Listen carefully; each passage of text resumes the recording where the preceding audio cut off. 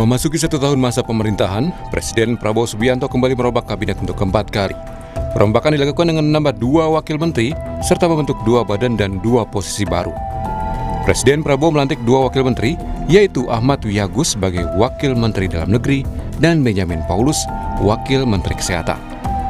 Mensesnek Prasetyo Hadi menjelaskan pelantikan Ahmad Wiyagus sebagai Wamendagri didasarkan pada luasnya wilayah Indonesia untuk memastikan pembangunan di sejumlah daerah berjalan baik. Sebelum menjabat sebagai Wamendagri, Ahmad Wiyagus pernah menempati jabatan Kaba Intelkam Polri. Negara kita sangat besar, 514 kabupaten, 38 provinsi, tentunya dalam rangka pembinaan dan memastikan pembangunan di setiap daerah, baik provinsi maupun kabupaten kota dapat berjalan dengan baik dan lancar, maka Bapak Presiden merasa perlu memberikan tambahan kekuatan di Kementerian Dalam Negeri dengan mengangkat 1 wakil menteri dalam negeri. Untuk mengucapkan sumpah. Sementara, Menteri Kesehatan Budi Gunadisadikin bilang Benjamin akan membantu menjalankan agenda transformasi kesehatan. Salah satunya, mempercepat upaya eliminasi penyakit tuberkulosis atau TBC di Indonesia. Ini adalah ahli spesialis paru. Dan salah satu kukinya Bapak Presiden kan mengenai percepatan eliminasi tuberkulosis. Beliau tuh passionnya, hatinya dari dulu ingin kalau bisa penyakit yang membunuh 134.000 per tahun ini tuh bisa cepat kita hilangkan. Kita ngobrol gila 5 menit yang meninggal 2. Jadi makanya kita mesti cepat-cepat beresin. Gitu ya, doain ya teman-temannya supaya sukses ya. Dalam kesempatan yang sama, Presiden Prabowo juga melantik sejumlah pejabat lain, di antaranya Doni Oskaria sebagai Kepala Badan Pengaturan BUMN dan Anggito Abimanyu sebagai Ketua Dewan Komisioner Lembaga Penjamin Simpanan atau LPS. Selanjutnya, Presiden juga melantik Ketua dan anggota Komite Eksekutif Percepatan Pembangunan Otonomi Khusus Papua yang diketuai Felix Fernando Wanggai. Kemudian Presiden Prabowo juga melantik 2 asisten khusus Presiden, yakni Dirgayusa Setiawan dan Agung Gumilar Saputra. Jelang 1 tahun pemerintahan Presiden Prabowo Subianto, Menteri Koordinator Bidang Perekonomian Erlangga Hartarto sebut evaluasi di sektor ekonomi terus dilakukan secara berkala. Erlangga bilang meski rupiah sempat melemah, namun capital market dalam negeri dalam kondisi baik. Erlangga yakin dengan kondisi ini kepercayaan investor ke dalam negeri masih tinggi. Ya, tentu evaluasi kan dilakukan secara dinamis dan terus-menerus. Tapi juga kita kan melihat selain rupiah, itu capital market juga lagi bagus, lagi all time high. Tetapi kan ini semuanya dinamis. Jadi kita evaluasi. Ada target khusus atau strategi? Selama hampir 1 tahun pemerintahan, Presiden Prabowo telah menambah 3 wakil menteri. Sebelumnya, pada awal pembentukan Kabinet Merah Putih, Presiden sudah memiliki 56 wakil menteri. Yang harus dibuktikan pemerintah adalah perombakan kabinet membuat kinerja semakin efektif, bukan tersendat oleh risiko tumpang tindih kebijakan. Tim Liputan, Kompas TV. Memasuki 1 tahun masa pemerintahan Presiden Prabowo Subianto kembali merombak kabinet untuk keempat kalinya. Perombakan dilakukan dengan menambah 2 wakil menteri serta membentuk 2 badan dan 2 posisi baru. Dengan bertambahnya jumlah kabinet dan lembaga membuat kinerja pemerintah ini diharapkan semakin efektif. Akan kita bahas bersama dengan sejumlah narasumber, sudah bergabung bersama kami, keduanya melalui sambungan daring. Ada pengamat politik dari Lingkar Madani, Bung Rey Rangkuti, kemudian juga ada anggota Komisi 2 DPR dari fraksi Partai Golkar, Ahmad Irawan. Selamat pagi Bapak-Bapak, Assalamualaikum. Pagi. Waalaikumsalam warahmatullahi wabarakatuh. Bang Rey, pagi Bang. Kita melihatkan ini tinggal 10 hari lagi, kita lihat bagaimana kinerja pemerintahan Prabowo Subianto yang mencapai 1 tahun begitu. Saya ingin ke Pak Irawan dulu. Pak Irawan, ini kalau kita lihat Presiden Prabowo kemarin sudah menambah wakil menteri, kemudian ada lembaga baru, ada badan baru juga. Nah, ini kan otomatis menambah pengeluaran negara. Indis ekonomi, Anda melihatnya bagaimana sebagai perwakilan dari masyarakat, dari DPR? Kami sendiri sih melihat bahwa proses pengangkatan wakil menteri tersebut masih masuk dalam bagian dari kewenangan konstitusional Presiden dalam melakukan pengangkatan wakil menteri. Karena hal tersebut sesuai dengan Undang-Undang Kementerian Negara dikatakan bahwa dalam hal terdapat beban kerja yang membutuhkan penanganan khusus, maka Presiden dapat mengangkat wakil menteri. Maka dalam konteks kebutuhan itulah tadi kami membaca bahwa keberadaan wakil menteri dalam konteks menyelesaikan dan adanya kebutuhan tersebut. Tentu juga secara logik ketika kemudian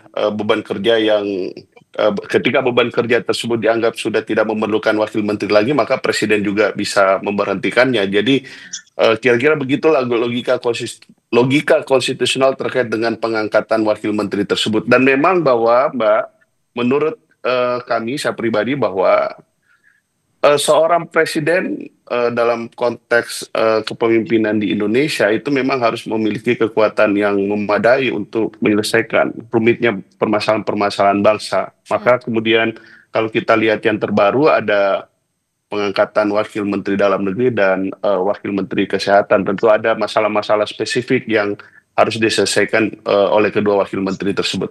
Oke, ada permasalahan spesifik yang harus diselesaikan oleh wakil menteri yang memang sudah dilantik begitu. Tapi kemudian begini, Pak Irawan, Anda berada di Komisi 2. Kita tahu kemarin Menteri Keuangan memang ada kebijakan pemotongan anggaran transfer ke daerah, ya kan?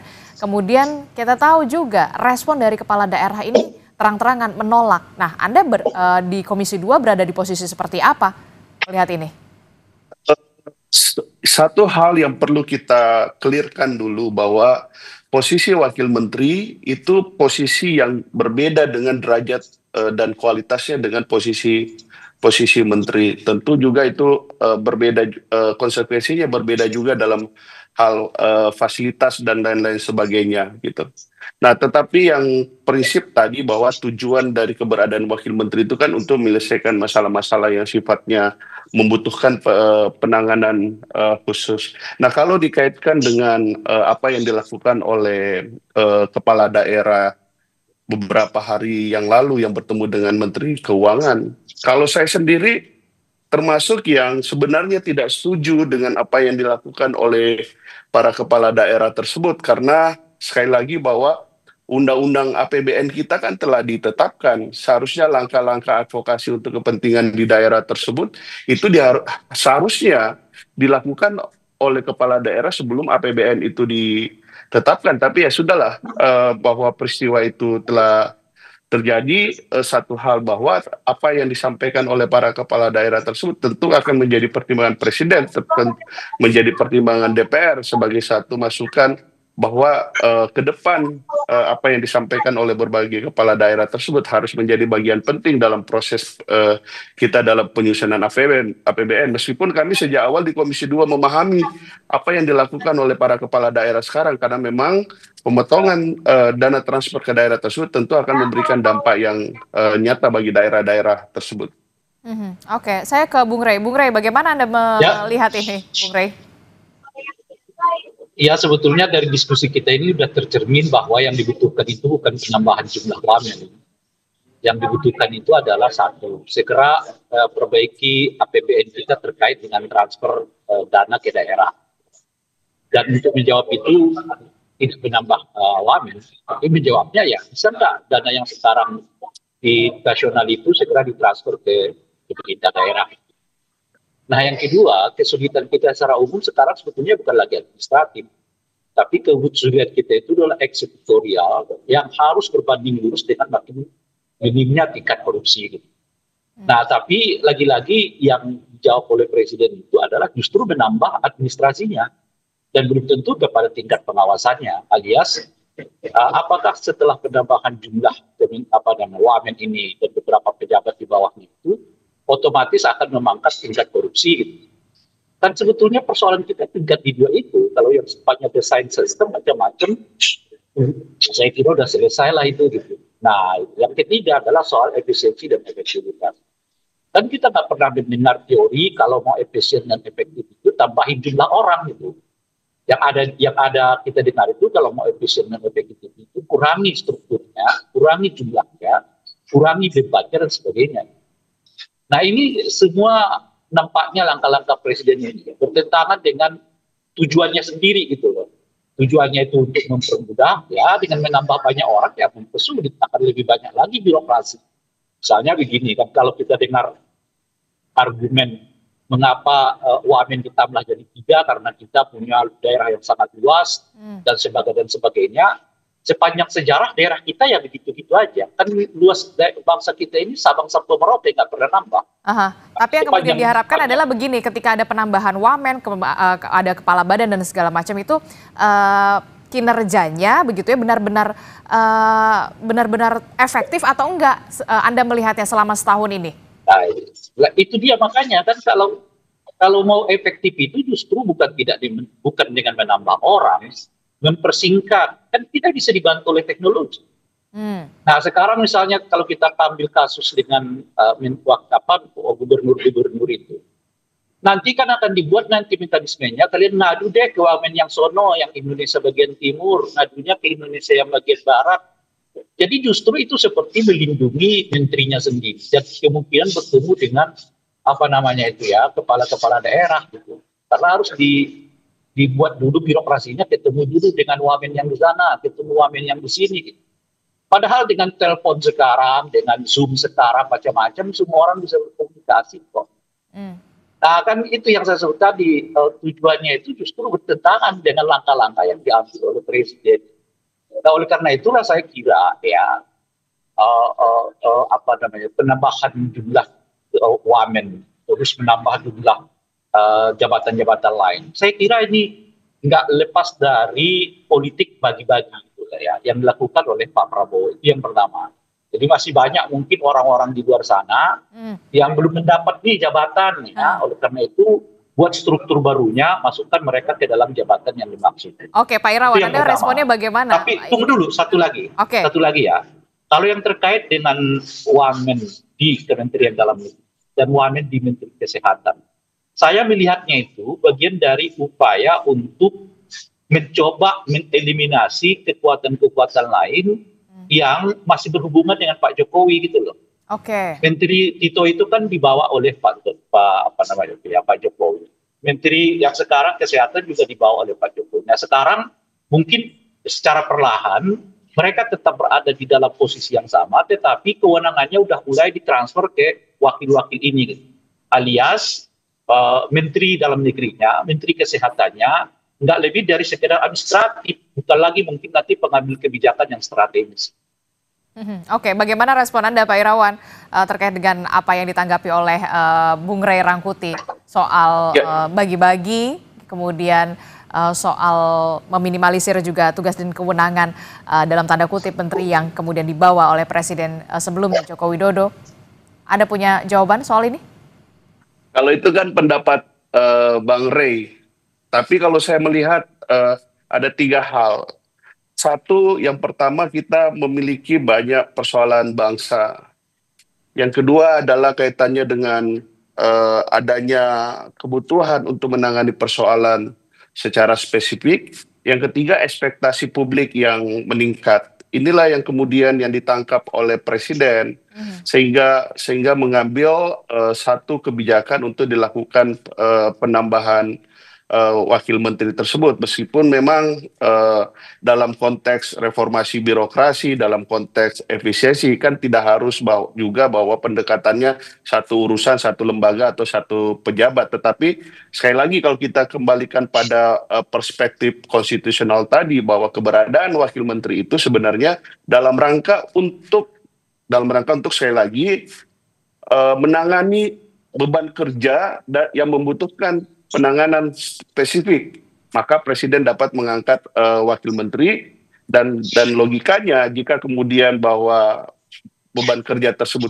sudah tidak ada lagi, maka dalam konteks kewenangan Presiden maka kita tidak memerlukan wakil menteri lagi. Jadi Presiden juga berwenang untuk memberhentikan gitu. Saya sih melihatnya dalam 3 hal tersebut gitu. Oke, berarti menurut Anda cukup efektif ya untuk membantu kinerja pemerintah begitu ya, dengan adanya wakil menteri dan juga badan-badan baru yang kemudian dibentuk oleh pemerintah pusat.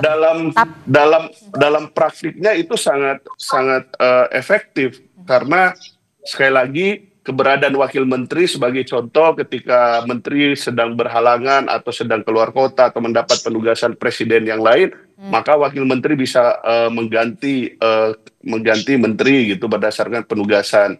Jadi ada banyak hal lah dalam relasi kami bersama pemerintah, keberadaan wakil menteri tersebut sangat membantu presiden gitu. Tidak khawatir ada tumpang tindih tugas dan juga kewenangan di sana misalnya antara menteri, kemudian ada badan khusus, ada utusan khusus. Bagaimana bisa memastikan ini berjalan? Tentu tidak ada tumpang tindih karena keberadaan badan, menteri, wakil menteri dan sebagainya tersebut termasuk utusan tersebut, tentu mereka bekerja berdasarkan mandat yang diberikan dan kewenangan yang diberikan oleh undang-undang, oleh peraturan pemerintah atau oleh instruksi presiden. Jadi memiliki batasan, misalnya wakil menteri ya bertanggung jawabnya kepada menteri yang bertanggung jawab kepada presiden, dan misalnya wakil menteri misalnya bertindak ke dalam mengkoordinasikan direktorat jenderal atau mengkoordinasikan proses birokratisasi di dalam kementerian tersebut. Jadi tidak ada tumpang tindih, termasuk kemudian kalau kita lihat badan-badan yang dibentuk oleh pemerintahan saat ini oleh presiden, itu badan-badan yang sebenarnya menangani satu tugas yang spesifik, seperti contoh Badan Gizi Nasional, ya dia akan fokus pada program makanan bergizi tadi. Jadi tidak ada tumpang tindih, dan kalaupun itu saya lihat ya pengaturan tersebut telah cukup bagus dalam berbagai regulasi yang dibuat oleh pemerintah untuk menghindari tumpang tindih kewenangan tadi. Oke, jadi tidak ada mengakomodir atau bagi-bagi, itu tidak ada ya, seperti apa yang pendapat oleh Bung Ray Rangkuti menurut Anda? Kalau saya, pendapat saya sebagai anggota DPR, bahwa konteks pengangkatan wakil menteri, terus kepala badan dan lain-lain tersebut yang jadi pendapat Bang Ray tadi, saya tidak melihat itu dalam konteks bagi-bagi jabatan. Saya melihat dalam konteks 3 hal. Satu, bahwa menyelesaikan rumitnya berbagai persoalan bangsa. Yang kedua tadi adalah ekspektasi publik yang tinggi gitu, sehingga membutuhkan penanganan secara khusus. Yang ketiga adalah dalam rangka proses akselerasi, sebenarnya justru bisa memotong rantai birokrasi dan tanggung jawabnya tersebut langsung kepada presiden. Oke, Anda mengatakan menyinggung soal ekspektasi publik yang meningkat begitu ya, banyak permasalahan yang semakin kompleks begitu ya. Anda melihat dengan adanya, taruhlah kita contoh Badan Gizi Nasional, kita tahu program MBG ini sudah memenuhi, sudah bisa diselesaikan oleh BGN? Ya, ini kan program baru, badan baru. Tentu bahwa ada kekurangan-kekurangan itu yang harus kita perbaiki gitu. Oke, saya ke Bung Ray. Bung Ray, bagaimana respon Anda memenuhi ekspektasi publik yang terus meningkat begitu, dan juga permasalahan negara yang semakin kompleks? Masalah kita apa ya? Masalah negara kita ini apa? Maksud sih makin hari masalahnya makin besar, masalahnya yang makin kecil dong. Kan ini kan kelanjutan. Kan mestinya di zaman Pak Jokowi itu masalahnya besar, dilanjutkan oleh Pak Prabowo dengan masalah yang makin kecil. Dan itu asumsinya, kecuali ada perubahan drastis yang dilakukan oleh Pak Prabowo yang meninggalkan kebijakan masa lalu. Ini kan tidak ada. Di zamannya Pak Jokowi sudah dianggap, sudah diklaim masalahnya kita makin mengecil. Loh kok sekarang masalahnya makin membesar? Itu kan bertentangan lah gitu. Nah, itu satu. Nah, yang kedua adalah kan misalnya lah kalau kita buat soal Kementerian Dalam Negeri, kan kita udah tahu masalahnya, terang benderang tuh. Daerah itu kekurangan uang untuk membangun. Loh kok bisa selesaikan dengan menambah jumlah wamen gitu loh, oleh presiden gitu. Itu. Nah yang kedua, nggak perlu ada lagi yang disebut dengan wamen untuk Indonesia Timur. Nah kita ini kan otonom daerah-daerahnya itu. Daerahnya itu yang diberi kesempatan yang sangat luas untuk mendesain sendiri kerangka pembangunan yang mereka inginkan di luar 5 hak yang dimiliki oleh pemerintah pusat. Justru kewenangan Menteri Dalam Negeri itu oleh otonomi daerah dipangkas, bukan diperluas gitu loh. Biarkan daerahnya sendiri yang jalan. Nah kalau soal koordinasi, ya ini kayak kita masih hidup tahun 70-an, 60-an. seolah-olah nggak ada Zoom, ya seolah-olah nggak ada ini, nggak ada itu. Semua udah bisa sekarang kok. Makanya kita kalau dipersempit sekali lagi loh ya, masalah utama kita itu sekarang bukan lagi administrasi, bukan lagi desain tata kota, desain tata kenegaraan macam-macam, desain sistem. Masalah kita itu korupsi. Kalau korupsinya ini bisa kita tekan, ya saya kira banyak hal yang juga bisa kita lakukan dengan segera. Lah ini menjawab korupsi itu salah satunya memperkecil jumlah pejabatnya. Karena yang sering kita dengar itu adalah makin banyak pejabat, uang negara makin banyak ke mereka, tapi pengawasannya lemah dan terjadilah korupsi di dalamnya. Kan tagline-nya Pak Prabowo itu jelas, bocor. Nah ini menurut saya bagian dari apa namanya upaya untuk memberi kesempatan kebocoran itu makin besar. Nanti ngawasinya gimana tuh? Semuanya gitu. Nah saat yang bersamaan kalau ada 3 wamen, menterinya ngapain? Nah, kalau disebut makin banyak, nggak masuk logika. Karena presidennya ini bukan presiden yang mengubah desain kebijakan yang diterapkan oleh pemerintah yang sebelumnya. Di zamannya Pak Jokowi masalahnya aja disebut makin sedikit, kok sekarang nambah lagi, padahal lainnya itulah kelanjutan. Nah oleh karena itulah saya melihatnya, dari aspek itu tadi, ini lebih sifatnya bagi-bagi kekuasaan. Nah, khususnya itu tadi soal wamen baru di Kementerian Dalam Negeri, mantan yang sekarang jadi purnawirawan polisi. Ini kan juga bertentangan menurut saya dengan keinginan presiden untuk melakukan reformasi polisi. Salah satu bentuk penting dari reformasi polisi itu adalah menarik semua perwira polisi, khususnya yang sekarang aktif dan non-aktif itu, khususnya yang aktif lah ya, dari institusi-institusi non-kepolisian. Alih-alih itu dilakukan oleh presiden, malah sekarang memberi jabatan baru lagi kepada purnawirawan polisi yang baru saja purnawirawan. Kan ini agak bertentangan dengan tujuan reformasi polisi yang dibuat. Makanya ini agak rumit kita melihat ini tadi dan nggak bisa dijawab dengan alasan-alasan klis seperti yang disebutkan tadi oleh Bung Ahmad Heriawan, karena kita nggak cocok gitu loh Pak. Kecuali ya Bung Ahmad Heriawan kita tunjuknya tahun 70-an gitu loh, memang banyak masalah. Gitu. Oke, baik. Terakhir Bung Irawan, bagaimana Anda bisa menjawab ini begitu? Seharusnya akar permasalahannya bagaimana bisa menekan korupsi, menutup celah-celah kebocoran ini dengan pengawasan yang lebih ekstra ketat. Ya, kalau itu kan kita setuju dengan pendapat bahwa salah satu persoalan kita adalah korupsi, terus kemudian mekanisme pengawasan, dan tadi yang Mbak sampaikan tadi itu ya kita setuju dan sependapat. Maka itulah yang kemudian memang yang kami maksud bagian dari kerumitan masalah bangsa ini yang juga harus diselesaikan gitu.